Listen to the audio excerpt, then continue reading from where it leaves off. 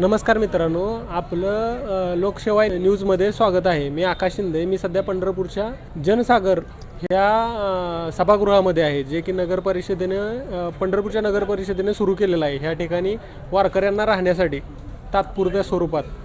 आपल्यासोबत आजोबा आहेत, त्यांच्याबद्दल आपण थोडंसं बोलूया. कुठून आलात?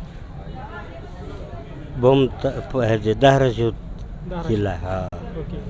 तुमचं वय वगैरे किती आहे? वय ती का ते आधार कार्डवर.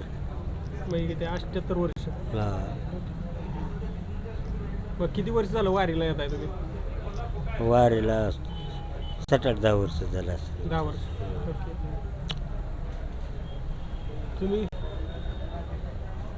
किती वर्ष झालं वारी करताय? वारी करतो आम्ही 7-8 वर्ष झाली. 8 वर्ष. तुम्ही कुठून येत आहे? इथून येतात का? भूम तालुका. भूम तालुका. म्हणजे तुम्ही मित्र आहात.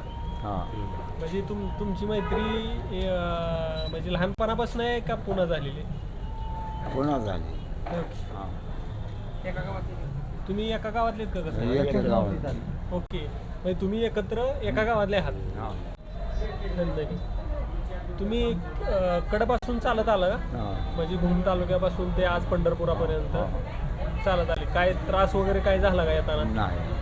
म्हणजे एक स्वप्न होतं डोळ्यासमोर की पांडुरंग आहे आणि आपल्याला भेटायचं. ह्या आशयानंतर तुम्ही येसतोवर तुम्हाला कोणताही त्रास जाणवलेला नाही? नाही.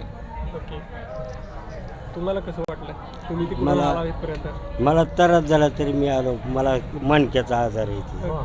हा, बसत बसत माझा असं कोटवर गेलो की लगेच बसतो मोहर झाला आणि पुन्हा लगेच चालायला लागतो झटक्यावर.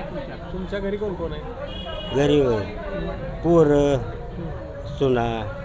नमस्कार मित्रांनो, आत्ताच्या परिस्थितीला बघायला गेलं तर 5वी 6वीची मुलं एकत्र राहत नाहीत. म्हणजे एकत्र राहण्याचं उद्देश म्हणजे मित्र जास्त वेळ राहत नाहीत.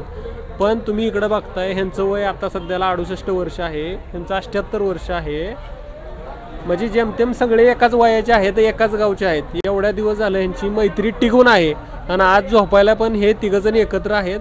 आत्ताची परिस्थिती बघता अशी पिढी बघायला भविष्यात मिळणार नाही.